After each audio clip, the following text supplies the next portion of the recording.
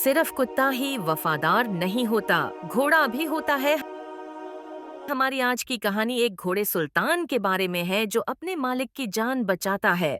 किसी गांव में एक लड़का अहमद रहता था। अहमद का सबसे अच्छा दोस्त सुल्तान था, जो गहरी भूरी रंगत का एक खूबसूरत और वफादार घोड़ा था। अहमद और सुल्तान की दोस्ती तब शुरू हुई जब अहमद सिर्फ 5 साल का था। अहमद के वालिद ने उसे सुल्तान तोहफे में दिया था। अहमद और सुल्तान दिन भर साथ खेलते और घूमते रहते थे। एक दिन अहमद की माँ ने अहमद से कहा, अहमद बेटा, आज मौसम खराब होने वाला है। लगता है तेज तूफान आने वाला है। आज बाहर ना जाइयो। अहमद ने माँ की बात सुनी अनसुनी कर दी और सुल्तान को लेकर बाहर निकल गया। मौसम अच्छा था, इसलिए दोनों बेध्यानी में दूर निकल गए। अरे, हम तो जंगल में बहुत दूर निकल आए। तभी तेज बारिश शुरू हो गई, तो अहमद की माँ को फिक्र होने लगी। ना जाने ये बच्चा कब सुधरेगा। आ जाए आज घर, उसके बाप से उसकी शिकायत लगाऊंगी। इतने में वालिद भीगे हुए घर आते हैं।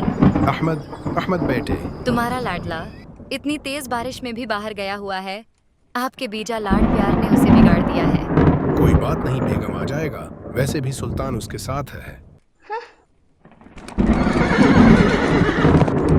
इधर जब तेज बारिश शुरू हुई तो अहमद और सुल्तान फौरन एक करीब ही मौजूद गुफा में चले गए। लेकिन जैसे ही वो अंदर पहुंचे, अहमद ने देखा कि वहां एक शेर बैठा हुआ है। अहमद खौफ से कांपने लगा। शेर! अहमद की जबान से खौफ के मारे अल्फाज नहीं निकल रहे थे। लेकिन जैसे ही सुल्तान की नजर शेर पर पड़ी तो उसने अहमद को अपनी पुश्त पर बिठा लिया और शेर की तरफ बेखौफी से बढ़ने लगा। सुल्तान ने जोरदार आवाज निकाली, जिससे शेर डर कर पीछे हट गया और फिर वहां से दुम दबाकर भाग गया।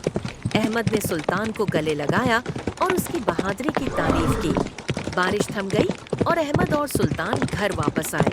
अहमद के वालिद ने पहले तो उसे खूब डांटा। तुम बहुत नालायक हो गए हो। कहाँ चले गए थे इतनी बारिश में? फिर जब ये कहानी सुनी तो वो भी सुल्तान की बहादुरी से मुतासिर हुए।